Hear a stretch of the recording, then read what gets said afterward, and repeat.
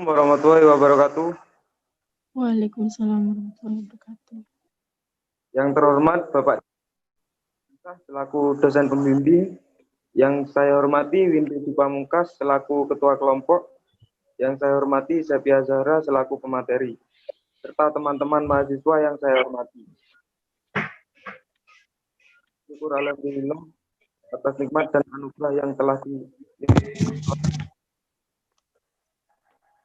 sehingga kita semua dapat berkumpul bersama.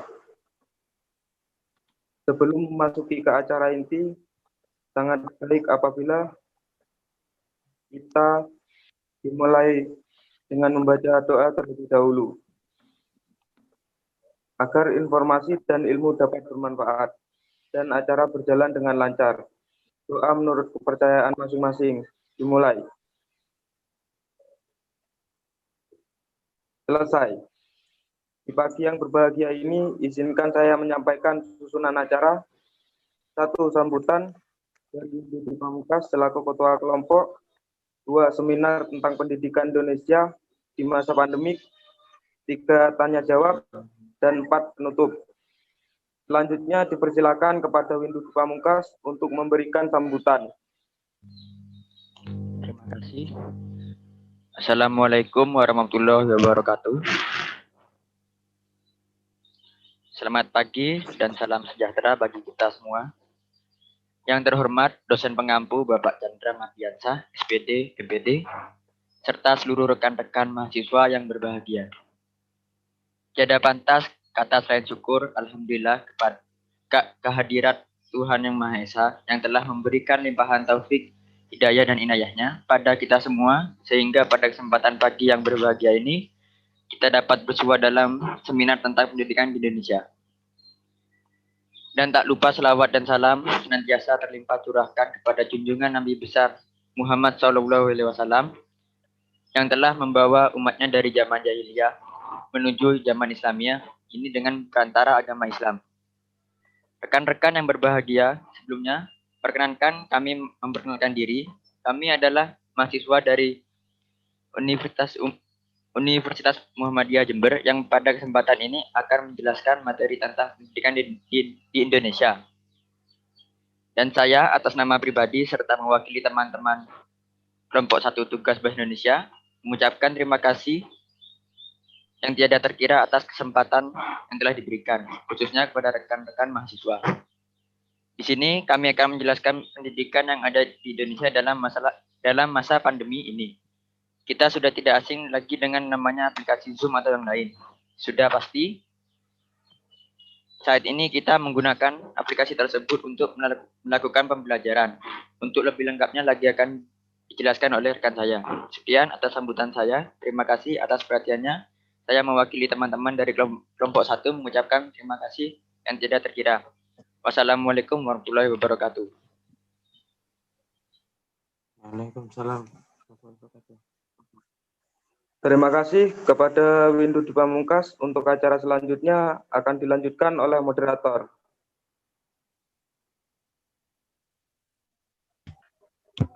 Baik, terima kasih kepada MC yang telah memberikan saya waktu. Baik, acara selanjutnya adalah pemateri yang disampaikan oleh Mbak Sepia.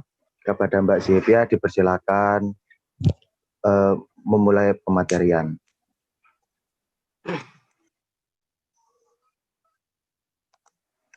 Assalamualaikum warahmatullahi wabarakatuh. Saya selaku pemateri dari kelompok 1 akan menyampaikan materi tentang pendidikan di masa pandemi.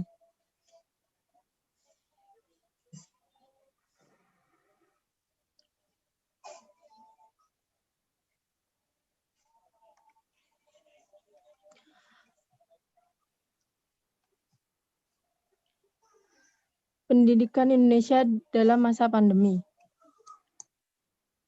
Pandemi COVID-19 merupakan musibah yang memilukan seluruh penduduk bumi. Seluruh segmen kehidupan manusia di bumi terganggu.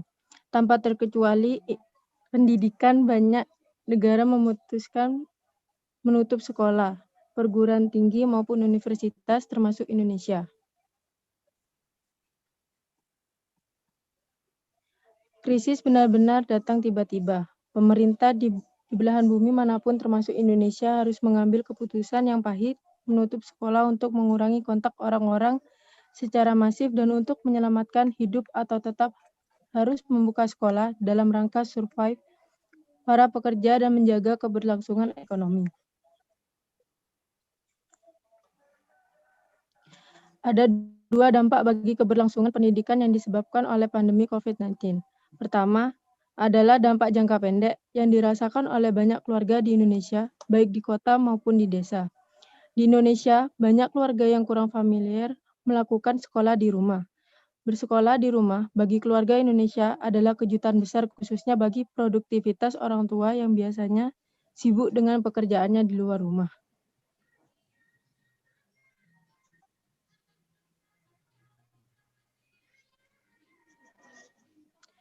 Demikian juga dengan problem psikologis anak-anak.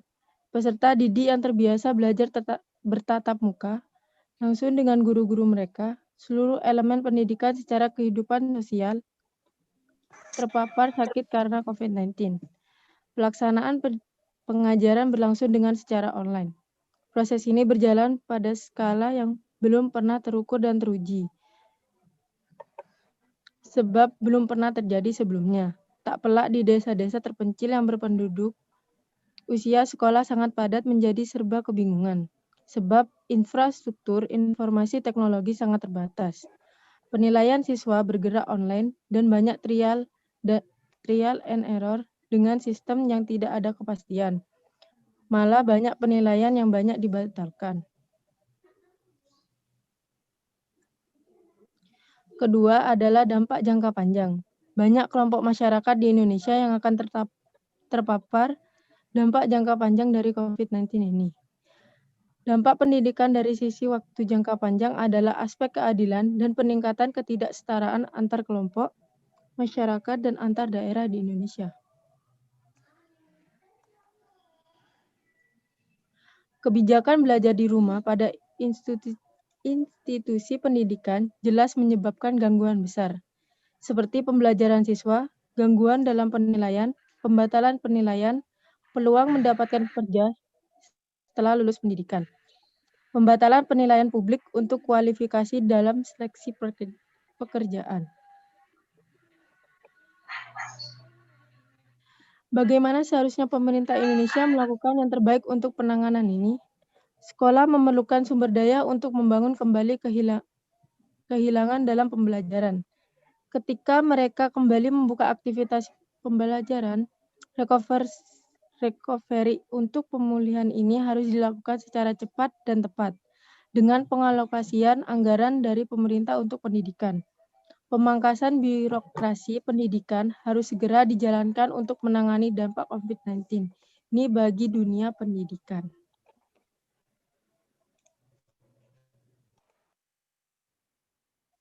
Kebijakan penting yang harus dilakukan oleh Menteri Pendidikan adalah merecovery penilaian untuk pembelajaran, bukan menghilangkan, disebabkan pentingnya faktor penilaian bagi siswa.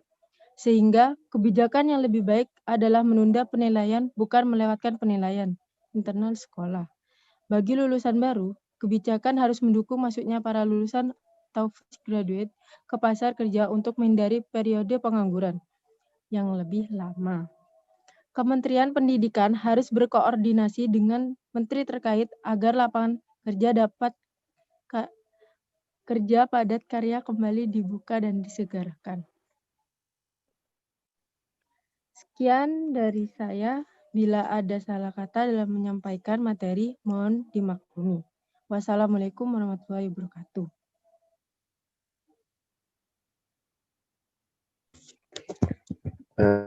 Baik, terima kasih atas sampaian pemateri yang disampaikan oleh Mbak Sepia Azahra.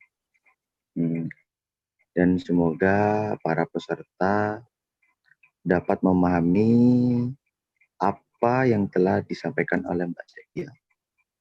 Baik, untuk sesi selanjutnya adalah sesi tanya jawab. Untuk peraturan sesi tanya jawab, saya akan dibatasi 3 pertanyaan dan setiap pertanyaan hanya dikasih waktu 5 menit termasuk untuk waktu menjawab. Baik, apakah ada yang ingin bertanya? Silakan untuk me-unmute mic-nya. Maaf, saya ingin bertanya. Misi.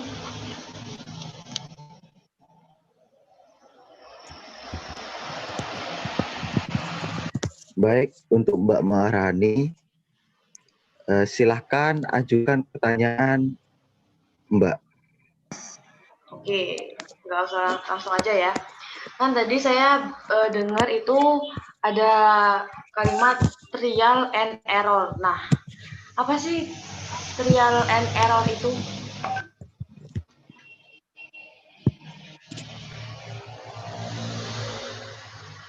Enggak dijawab.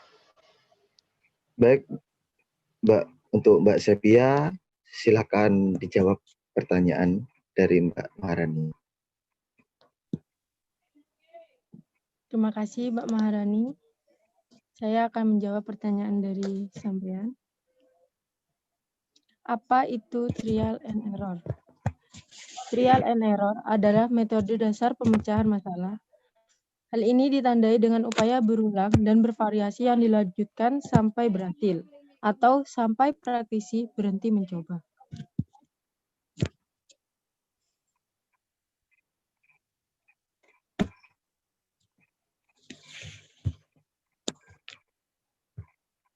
Apakah sudah puas? Atau sudah paham? Oke, baik. Jawabannya saya terima. Baik, terima kasih kepada Mbak Maharani yang sudah bertanya. Mungkin ada pertanyaan lagi, tinggal 2 lagi. Baik, perkenalkan nama saya Muhammad Iswaidi. Saya akan bertanya, jelaskan bagaimana sekolah atau universitas menangani pembelajaran di masa pandemi COVID-19.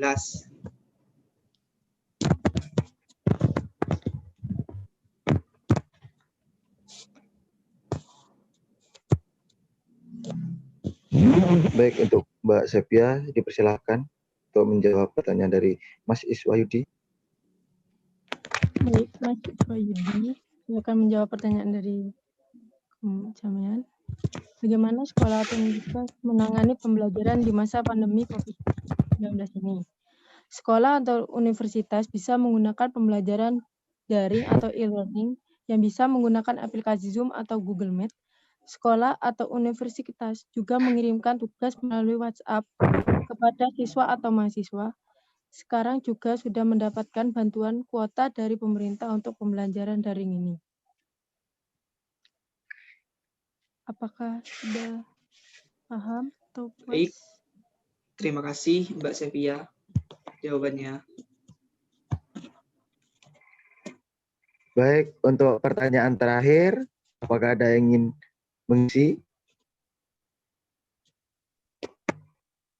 Saya.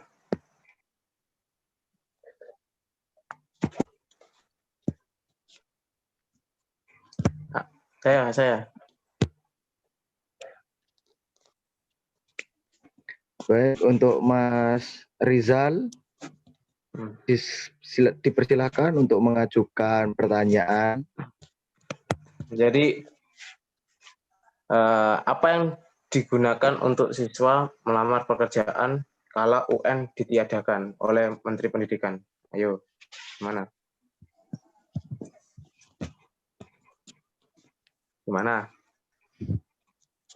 Baik, dipersilakan untuk Mbak Sepia. Saya akan menjawab pertanyaan dari Mas Rizal. Apa yang digunakan untuk siswa melamar pekerjaan kalau UN ditiadakan oleh Menteri Pendidikan? Siswa bisa menggunakan nilai ujian sekolah jika dibutuhkan oleh kantor atau perusahaan. Jika tidak, mungkin hanya tes kesehatan atau yang lainnya. Mungkin sebagai pratinjauan bisa menggunakan sertifikat PSG bagi yang SMK.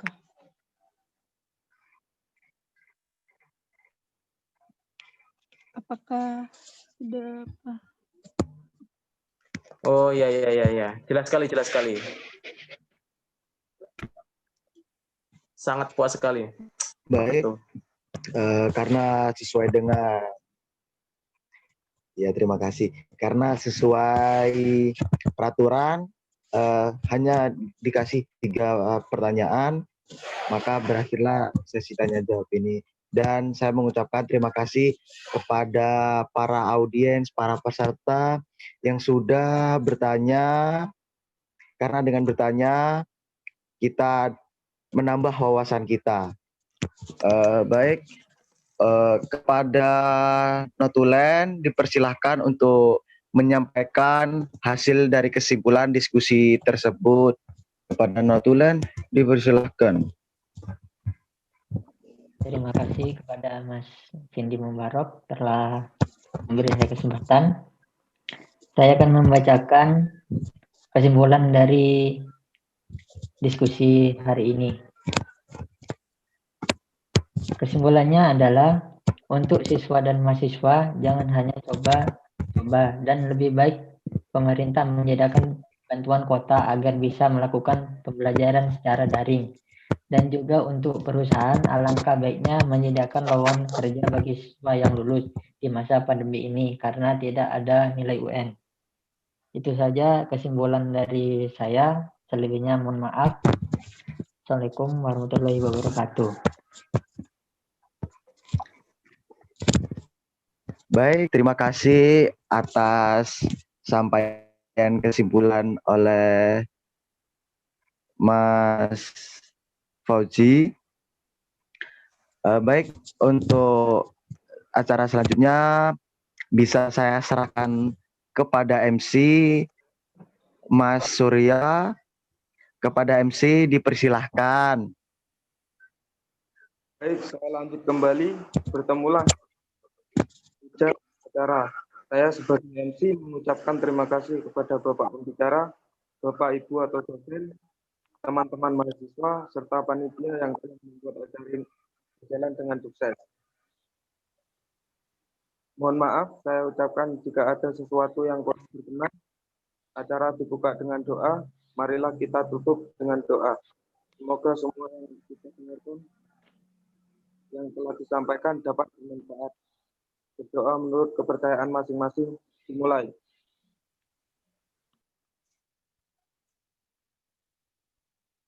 Selesai. Akhir kata, wabillahi taufik wal hidayat. Wassalamualaikum warahmatullahi wabarakatuh. Waalaikumsalam warahmatullahi wabarakatuh. Warahmatullahi wabarakatuh.